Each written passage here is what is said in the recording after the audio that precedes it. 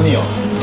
이 자리도 너무 마음에 들고, 그리고 그냥 제가 렌트비 부족한 거, 금전적 부족한 거는 용접 일로 떼어서 메꾸려고 했는데 마침 홀리데이 기간이랑 겹치고 또 생각보다도 매출도 안 나오고 생각보다 돈 나가는 데도 많고 그래서 금전적으로 많이 힘들었어요. GST까지 하면 250에서 한 300 안 되겠어 되지 않을까 싶어요.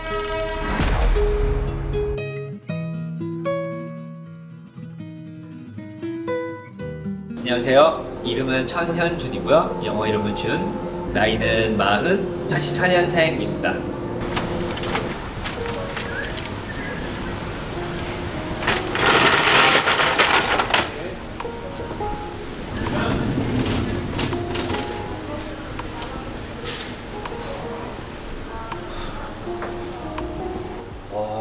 그때 다른데요?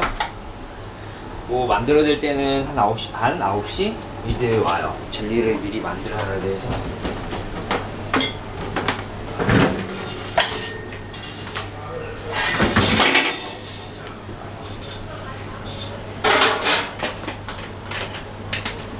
아니 오픈한 지 그렇게 오래되지 않아가지고 사실 손님이 아직 많이 없는 편이에요. 아직 모르는 사람 많고 아침에는 야는 사람만 있는 격인데 아침에는 거의 없다고 보는데 없어요.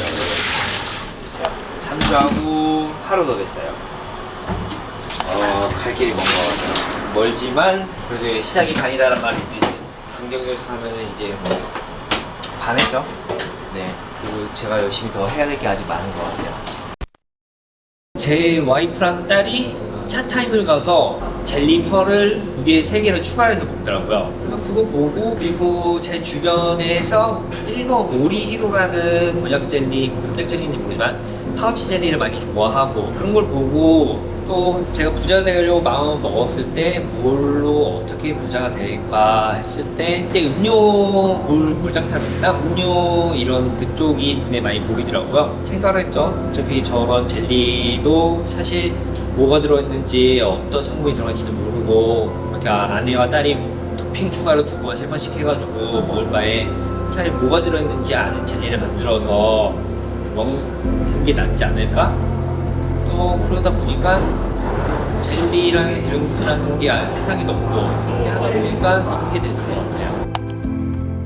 조금 뻔한 얘기지만 네 맞아요. 제 딸과 와이프는 아직도 제 젤리, 제가 만든 젤리를 좋아하고 심지어 시간 지나고 나서도 먹고 싶다라고 얘기도 하고 다 제가 만들었기 때문에 뭐가 들어있는지 알기 때문에 안심하고 먹을 수 있어서 네 오히려 뭐가 들어있는지 모르는 그런 것보다 낫다고 봐서 네 저는 사실 에이시안 분들이 많이 먹을 줄 알고 에이시안 타겟으로 준비를 했거든요. 왜냐면은 곤약 젤리라는 거를 일단 한국 사람과 에이시안 사람들이 많이 알고 먹더라고요. 근데 막상 오픈하니까 의외로 서양 애들도 많이 먹고 동남 쪽에서 은근히 많이 먹는 것 같아요. 네. 그리고 여기 상상해가지고 서양 애들도 먹는 친구들도 이제 보이더라고요. 단골도. 근데 아직 정확히 어디 나라 사람들이 좋아하는지를 잘 모르겠어요. 그런 거 보면 터키 그쪽 중동 애들도 좋아하는 것 같은데 모르겠어요. 좀 더 지켜보고 이제 뭐 아는 사람 있고 하면은 물어보고 해야 돼. 그래야 될 것 같아요.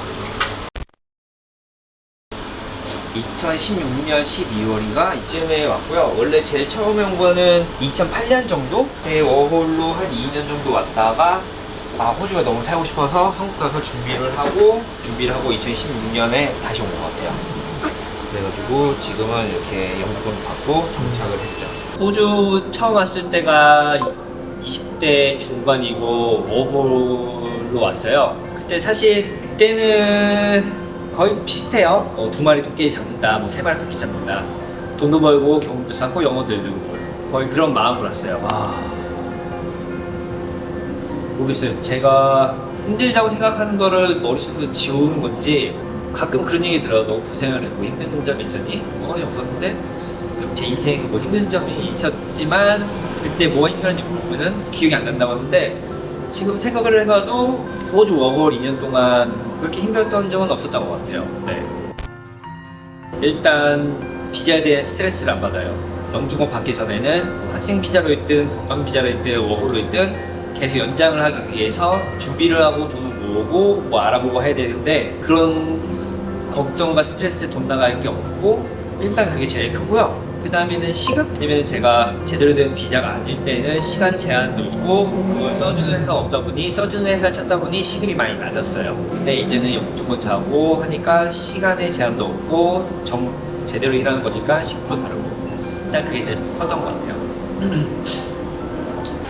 호주에 다시 오려고 마음 먹었을 때 아예 그때부터 용접일을 하려고 한국에서부터 경력을 쌓고 그래서 경력 쌓고 와가지고 쭉 용접일만 했어요. 그 가게도 어느 정도 정착이 되고 하면은 다시 이제 용접일로 돌아가려고요. 제가 호주로 워홀을 2년을 와서 한 1년 6개월 정도 고기 공장에서 일을 했고 이거 2달 공장에서 일하고 또 한 3, 4개월 시티 청소 작업을 했어요. 그때 고기 공장에서 일했던 기억이 너무 좋아서 그냥 고기 공장에서 일했는데도 불구하고 시골에서 일했는데도 불구하고 난 평생 이렇게 살래도 살 수 있겠다 싶어서 한국에 돌아가서 다시 호주로 오려고 준비를 했어요. 근데 준비를 하는 과정에서 영어 공부도 하고 다시 호주로 와서 또 육가공이라는 학과를 또 졸업을 하고 고기 공장 가서 스폰 비자를 받아서 영주권을 받고 꼭 굳이 이렇게까지 또 그 길로만 가야 될까? 라는 생각이 들더라고요. 영어 공부를 할 때. 그래서 좀 더 빠른 길에 더 좋은 길이 없을까 알아다 보니까 그때도 옛날에도 용접 기술자가 부족해서 그런지 길이 열려 있더라고요. 그래서 알아보니까 여기서도 페이가 높고 한국에서 페이도 높고 그래서 그때 영어 공부와 용접을 배워서 한국에서 경력 쌓고 이렇게 해서 오게 된 거예요. 사람 상대하지도 않고 철이 그간 뭐라고 해야 되지? 사람 상대가 아닌 그냥 변하지 않는 철을 그거를 가지고 하는 거니까 제가 한 대로 제가 이 상태 자르고 이 상태 용접을 하고 하면은 그대로 되는 거고 제가 그냥 도면대로 잘 자르고 붙이고만 하면은 그대로만 되는 거고 물론 뭐 용접하면서 변형이 되긴 하지만 일단 사람 상대 아닌 게 제일 편한 것 같아요. 그냥 그 기술 가지고 한 대로 나오는 결과가 나온다는 게 그리고 호주는 용접 페이도 세고 뭐 비슷할 것 같아요. 제가 용접을 해놨는데 사람들이 뭐 그걸 쓰고 이러고 저러고 한다는 거 예를 들면 바랑갈루 와프에 있는 선착장이 있거든요. 거기에 핸드레일을 호주 온 지 얼마 안 돼서 제가 용접을 했어요. 그래서 지금 보면은 제가 봐도 이쁘게 용접을 했고 핸드레일이어서 어디를 용접했는지 모르는 사람은 모르는 거예요. 근데 아는 사람은 여기 용접했네 하지만 되게 스무스하게 잘 나서 그리고 많은 사람들이 바랑갈루 와프 유명하니까 많은 사람들이 거기를 페리를 타러 가고 할 때 보면은 보람을 느낄 것 같아요. 너무 광범위한데요. 시급으로 따지면은 정말로 기술자라도 되게 다양하거든요. 배우는 사람, 배운 지 얼마 안 된 사람, 정말 잘하는 사람, 완전 넘사벽인 사람 막 그런 사람 많잖아요. 보통 한 호주에서 시급은 한 40에서 한 80까지 되지 않나 싶어요. 근데 이렇게 생각하면 다들 80만 생각하고 야 용접하면 80건데 시간이 한 80불이래 하는데 저는 정말로 잘하는 사람을 얘기한 거예요. 그리고 잘하는 사람이라고 계속 80을 받는 게 아니라 또 운 좋게 어디 좋은 한 달에 1년에 몇 번 안 되는 발전소나 그런데 인맥으로 들어가고 실력으로 들어가고 아마 제가 말하는 금액보다 위아래 더 될 수도 있어요. 40도 안 되는 분도 있고 80 넘는 분도 있을 수도 있어요.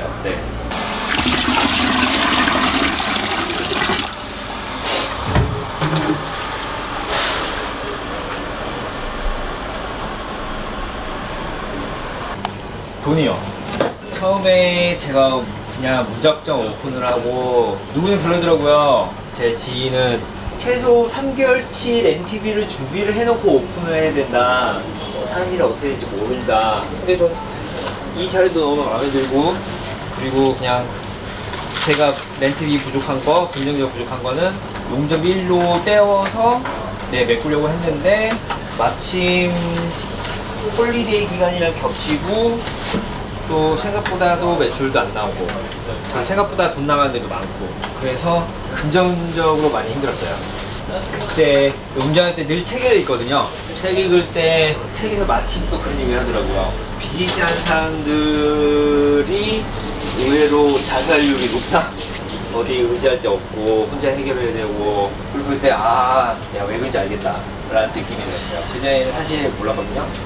그렇다고 뭐 그런 생각이 든 건 아닌데 어차피 일일 하는 직장에서는 뭐 직장 상사의 스트레스 그것도 물론 다 있는데 그 스트레스는 잘리고 뭐 아니면은 그냥 틀어지고 하면은 그만인데 비즈니스 자영업은 안 되면은 빚도 생기고 그래서 그런지 더 스트레스가 심한 것 같아요.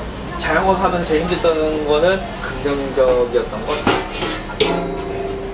가게를 오픈하기 전부터 유동인구가 많은 곳, 외시안이 많이 있고 유동인구가 많은 곳을 찾아봤는데 그 중에 거의 1순위 아니면 2순위가 여기예요. 네, 여기는 이미 유동인구가 많고 심지어 저는 브랜뉴 아예 모르는 그런 카테고리의 음료라서 관광객들이 많았으면 싶은 곳이 사실 시티 아니면 여기라고 생각을 했거든요. 그래서 시티랑 여기랑 두 군데 중에 한 군데는 꼭 열어야겠다 했는데 운 좋게 여기 버드 차이나타운에서도 여기 위치가 네, 정말 딱 좋더라고요. 그래서 운 좋게 들어갔어요. 제가 여기 가게를 오픈할 때 뭐 공사를 맡기고 뭐 이것저것 맡기면 다들 하는 얘기가 아 거기 들어오기 힘든데 라고 많이들 하더라고요. 근데 저도 그거 인정해요. 왜냐면 위치가 사실 너무 좋고 물론 비싸지만 그리고 네 위치 좋고 정말 좋은 것 같아요. 그래서 여기서 망하면 제가 봤을 때는 그거는 이 사장의 역량이 너무 안 좋지 않았을까. 물론 뭐 누군가는 아이템이 안 좋았다 뭐 그럴 수 있는데 아이템이 안 좋으면 아이템을 바꿔야죠. 그래서 저도 지금은 젤리를 하고 있지만 여기에 맞게 또 더 좋아할 만한 메뉴를 개발을 하고 나가야 되지 않을까 싶어요. 얼추 그냥 대략 얘기하면은 GST 빼고 어라운드 2,500이야. 그러니까 일주일에 이거 한국 사람이 많이 볼 수 있는데 일주일에 한국도 얼마지? 한 일주일에 260만원? 250만원 GST까지 하면 250에서 한 300 안 되게 좀 되지 않을까 싶어요. 자, 한국에서 보면 되게 보죠. 월세 한국에서 250짜리를 여기 일주일에 내고 대신 그만큼 진짜 유동인구가 많다고. 그래서 여기서 잘하면은 정말로 대박이 나는 거고 못하면 정말로 빚만 늘어나는 거고. 정말 오픈한 지 얼마 안 됐는데 인스타로 홍보도 안 했을 때 두 번째 방문했을 때 방문한 손님 얼굴을 기억해요. 정말 오픈한 지 일주일도 안 되고 며칠밖에 안 됐는데 어제 봤는데 너무 반가운 나머지 물어봤어요. 어제 오지 않았니? 맞아. 그랬을 때 처음에는 저도 매출이 너무 안 나오고 이랬을 때 이게 맞나? 저는 이제 그런 의문점이 들었는데 이렇게 단골이 조금씩 늘고 하는 거 보면서 그때가 좀 기뻤던 것 같아요. 그리고 와서 다 먹어본 손님도 있다고 하고 물론 솔직히 마음에 안 맞는 손님도 있을 거예요. 호불호가 갈리는 드링크랑. 근데 어쨌든 저는 그렇게 저희 쪽 매니아층을 찾는 게 지금 목표고 그래서 그분들이 여기 찾아왔을 때가 되게 기억이 남고 좋았던 것 같아요. 일단 매출을 제가 생각하는 거 정도로 높이려면 한 번에 두 배는 힘들 것 같아요. 차근차근 해서 평일은 얼마, 그 다음에 주말은 얼마 이게 제일 단계 목표고요. 그러고 저는 이제 다시 용접비로 복귀를 해서 여기 이제 부족한 거, 그러니까 긍정적으로 지금 매출이 나니까 그걸 메꿀 거고 그 다음에는 계속 제품 개발을 해서 이 브랜드가 좀 유명해지고 해서 체인점을 내는 게 목표예요. 일단 시드니는 5개 정도, 최소 5개 정도 물론 바뀔 수는 있어요. 5개 정도를 생각하고 있고 그 다음에 시드니에서 5개가 된다면 이제 멜번으로 갈 수도 있고요. 그래서 저는 이거를 체인점 프랜차이즈와 함께 해요. 일단 지금 이 자영업의 최종적인 목표는 그저 프랜차이즈화 하는 거죠. 그러고 나서 제일 박수 받을 때 그때는 떠날 수도 있어요. 떠날지 아닐지 그거 그때가 생각해도 되고요. 일단 자영업을 한 이유가 부자 되려고 해요. 이제 부자 되려는 거는 제가 돈을 좋아해서 돈을 한장해서가 아니라 행복해지려고. 개인적으로 행복해지는 데는 3가지 조건이 있어야 된다고 생각을 해요. 자유, 그리고 건강, 그 다음에 릴레이션십, 관계. 이 관계는 친구일 수도 있고 가족일 수도 있고 그리고 건강은 말 그대로 건강. 돈이 많고 친구가 많아도 건강이 안 좋잖아요. 그 다음에 자유. 자유랑 건강을 위해서 지금 부자가 되려는 거예요, 저는요. 왜냐면은 돈이 있으면 제가 일하고 싶을 때, 일하고 싶지 않을 때 그런 자유가 생기잖아요. 돈에 얽매이지 않고 제 마음대로 제 시간을 살 수 있는. 왜냐면 시간은 정말 소중하고 부자든 거지는 똑같이 오는 거라고 생각을 해요. 그래서 그 일단 시간 때문에 지금 부자가 되려는 거고 건강도 돈이 어느 정도는 충족이 된다고 생각해요. 제가 돈을 벌려고 스트레스 받으면서 하지 않고 큰 돈이 있으면 그런 스트레스 없이 제가 건강도 챙길 수 있다고 봐요. 건강검진도 받을 수 있고 아니면은 스트레스 없는 삶을 살기 때문에 그래서 지금 그 두 가지 때문에 지금 이렇게 부자가 되려는 거고 그리고 최종 목표는 정말로 행복하게 살려고요. 네, 그렇기 때문에 그 단계 중에 하나가 지금 제일 중요한 거는 부자라고 생각해서 이렇게 영업을 시작한 겁니다. 이거를 아마 제가 빨리 정해야 될 것 같아요. 사람은 나는 뭐 행복해지려고 돈을 벌었다 하지만 분명 돈이 들어오면은 바뀔 것 같아요. 내가 지금 이제 예를 들면 뭐 한 달에 1억씩 버네? 그러면 이 사람은 좀만 더 노력하면 한 달에 2억씩 벌 수 있을 것 같은데 그러면 정말 끝이 없을 것 같아요. 그래서 지금은 아직 저도 이거 정확한 수치 이거 문제예요. 빨리 문제는 정해야 되는데 만약에 지금 하고 있는 브랜드로만 체인점을 내고 이거를 매각할 수 있을 때 되면은 이걸 매각하고 나서는 그만해야 되지 않을까 싶어요. 한 매각하는 금액은 최소 500억까지는 키워서라고 생각을 하고 있어요. 과거에 저에게 딱 하나만 하고 싶어요. 책을 읽어라. 소설책 그거 말고요. 그냥 빨리 자기 개발과 관련된 제가 만약에 진짜 만약 과거에 게임을 하고 싶을 수도 있잖아요. 차라리 게임에 관련된 책을 읽어서 게임을 차라리 잘하든가 아니면은 뭐 내가 사업을 하고 싶다 사업에 관련된 책을 읽다든가 제가 볼 때는 책을 읽으라고 얘기하고 싶어요. 그것뿐이에요. 제가 아직 딱히 어느 위치에서 얘기를 하긴 그렇고요. 저는 이게 망해도 언젠가는 성공할 거예요. 그때 성공한 다음에 이 영상을 누가 볼 거 아니에요? 지금 보면 솔직히 뭔 헛소리 할 텐데 그때도 똑같이 얘기할 거고 지금도 똑같이 얘기할 거예요. 뭔가 성공이라는 단어는 웃기지만 어쨌든 성공을 하고 싶으면 책을 읽으라고요. 네.